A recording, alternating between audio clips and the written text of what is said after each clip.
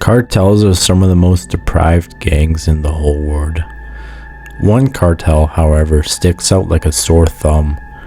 They are known as Las Zetas, which translates to the Z's. Las Zetas are responsible for many of the cartel torture videos on the internet today and many horrifying attacks in Mexico. Many people don't know that Las Zetas actually started from humble beginnings. It started with one man named Arturo Guzmán Decena. Arturo was born on 13th of January 1976 in Puebla, Mexico. He was born in a small, poverty-ridden town in Mexico where he realized a lot of the things of living in poverty. His parents struggled to make money for the family, which made his dad become very strict with Arturo. His father made sure he completed school, got good grades, and was a good kid. Eventually, he sent him off to the military because he thought Arturo would make a good living if he was in the military. When Arturo was only 16, he joined the army. Arturo felt like home in the army, as he felt it was very easy to become a member of the Mexican army in no time. His superiors in the army were blown away by his work ethic and his aggression. Before long, he was selected to join a special forces unit because everybody was impressed with his work ethic.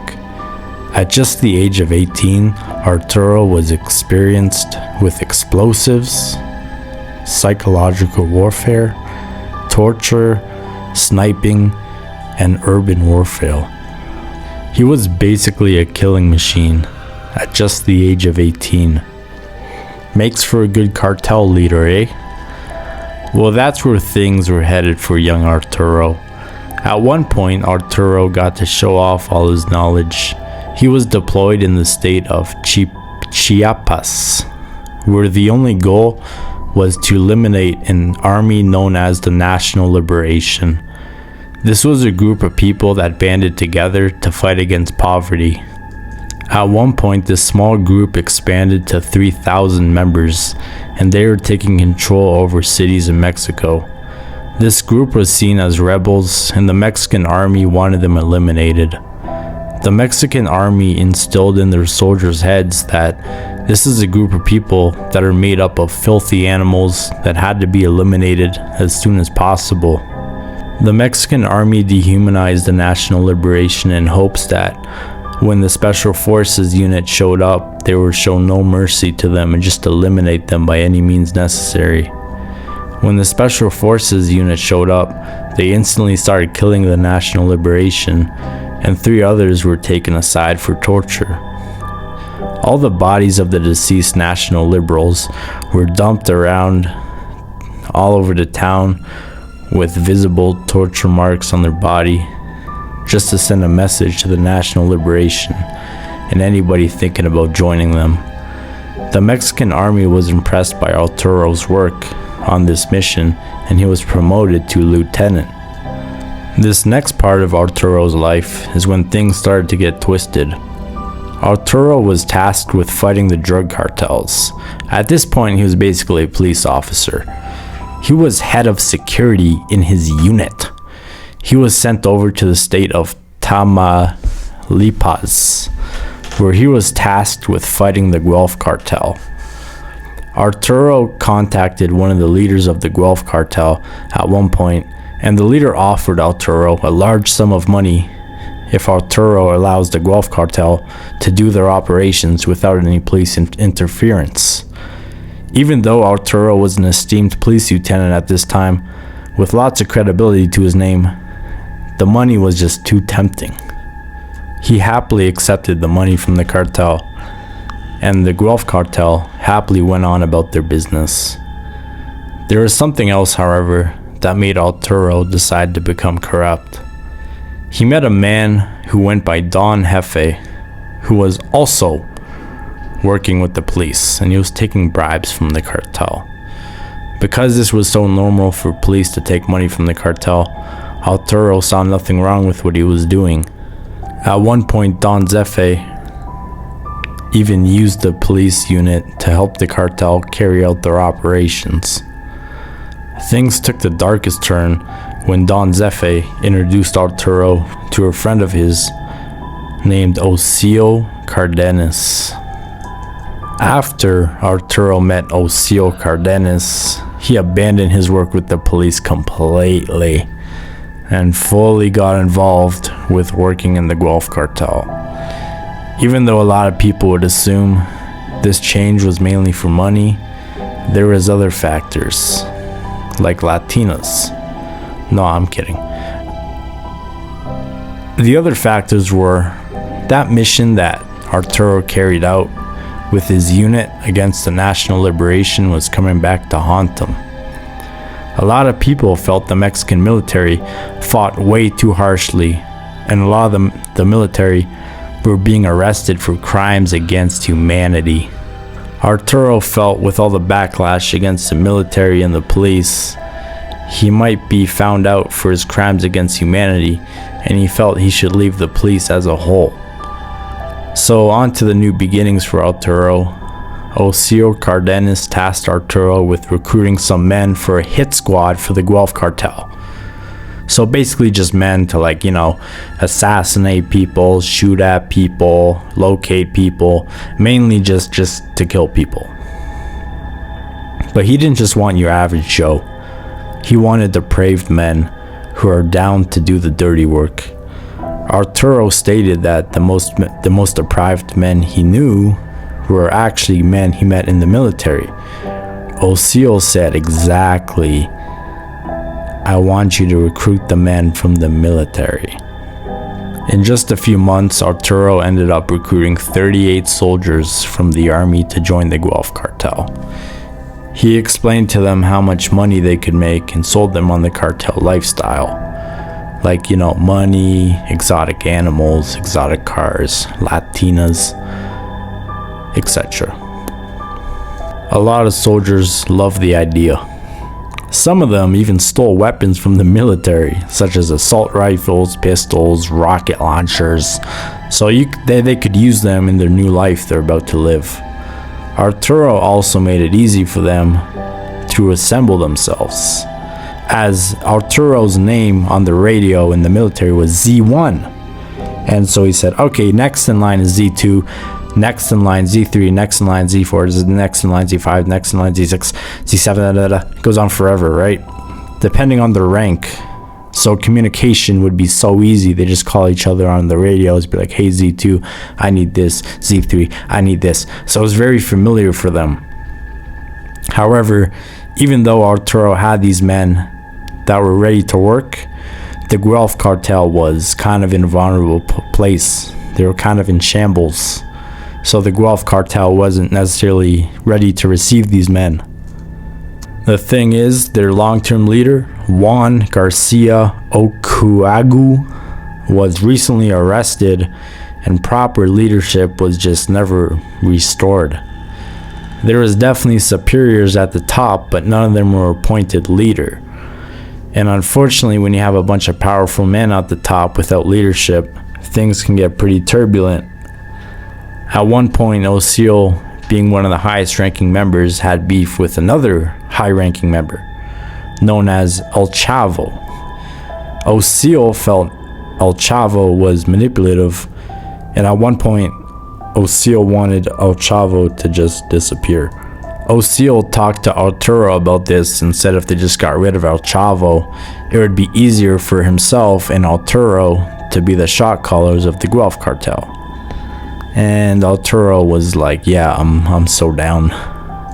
One evening, Ocio invited El Chavo to the christening ceremony for his daughter, as El Chavo would be the godfather. El Chavo was excited and greeted Ocio with positive affirmations.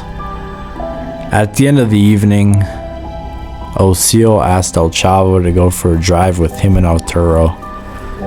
So all three of them get in the car and start sharing a laugh, talking with each other, having a good time. Then all of a sudden, Arturo, sitting in the back seat, shot El Chavo in the back of the head. They dumped his body on the outskirts of town, and that was that. This earned Osil a new nickname, Meta Amigos, which translates to friend killer. And after this, Osil and Arturo were besties running the Guelph Cartel. Anyways, Arturo's hit squad, known as, Las Zetas, started to expand repeatedly. Even though they were just one part of the Guelph Cartel, being the hit squad, they started taking on a life of their own. They started expanding into new territory in Mexico, starting wars with other cartels. Las Zetas realized their power as they were military-trained men with bigger weapons than all the other cartels. Other cartels did have guns and resources, but Las Zetas had a whole different level of this. Las Zetas also had a structure and an organization they learned in the military, where other cartels were just a bunch of thugs that banded together. At one point, the Guelph Cartel was seen as the largest cartel, but very few people realized this was only because of Las Zetas. Even though things were looking great for Arturo, things were about to take a dark turn. One evening, Arturo was out at a restaurant, enjoying some food, some tequila, some nose beers. He then decided he wanted some female interaction. He contacted one of his honeys and told her he was heading towards her, even though she just lived down the block. Arturo requested the Las Zetas block off the street for him so he can get there peacefully. So the Las Zetas came down and, blocked off the street, redirected traffic, just made sure Arturo was safe. Well, this freaked someone out in the neighborhood, and they called the anti-crime hotline to see what's going on. Well, then the Mexican military came down, and they saw Arturo, and they shot him. Arturo was dead at the scene. He was only 26 years old. This really hurt Las Zetas, as they saw him as a hero and an amazing leader. Members of the Attorney's General office were kidnapped and tortured and killed because the Las Zetas were just very upset about what happened to their leader. There were a few rumors after this floating around, suggesting Osil was behind all this and didn't want to share his leadership anymore with Arturo and just wanted him to disappear. Other rumors suggested Osil was heavy on the nose beers, which made him paranoid, which made him want to take out Arturo, which might explain the death of El Chavo. However, nothing is confirmed. Just 4 months after Arturo's death, Osil was actually arrested by the military. And after that, Z2, who now is Z1 because of Arturo's death, was arrested as well, which made Z3 move up to Z1. At one point, Las Zetas realized their power and broke apart from the Guelph Cartel to start their own cartel, or just maintain their own cartel. The Guelph Cartel was obviously furious that Las Zetas went their own way, but this was no problem for Las Zetas. They had all the power. They slapped the Guelph Cartel around like it was nothing. Las Zetas were by far the most brutal cartel. They had kitchens where they would cook their rivals. The only problem was they struggled to maintain the same structure they had when they had Arturo as a leader. Eventually, Z1, who used to be Z3, was gunned down by the military. So a new man named Miguel Angel Trevino Morales took charge. He saw the success Las Zetas had with being ruthless and brought it to a whole nother level. He went as far as kidnapping his rivals' children and bringing them to the kitchen, and you probably know the rest. The only problem was many Las Zetas members were getting hooked on drugs, and a lot lot of them just started, as a whole, Los Zetas was just a group of sick, psychopathic, twisted individuals instead of disciplined military men, which they used to be. Miguel also would recruit men based off how psycho they were instead of how disciplined they were. That's also what made Los Zetas start to fall apart. Even though Arturo was a sick individual who was very violent, he always maintained a military structure. Eventually, Miguel was arrested, and Los Zetas started to become very turbulent. They started losing their power to bigger cartels, like the CJNG, and many members of Los Zetas were leaving the cartel, as they saw the weak points in Los Zetas. Los Zetas also lost a lot of territory to the CJNG, which made them take a huge financial hit. Therefore, Los Zetas were getting paid a lot less money, and this pissed off a lot of them. The Los Zetas are still around today, but they're very fragmented, and they don't have proper leadership. After Arturo being taken out, nothing was the same. Arturo lived a short but ambitious life. He was headed on the right track in the beginning, but decided to join the dark side and create the most terrifying cartel out there, Los Zetas. Thanks for watching. Have a nice day.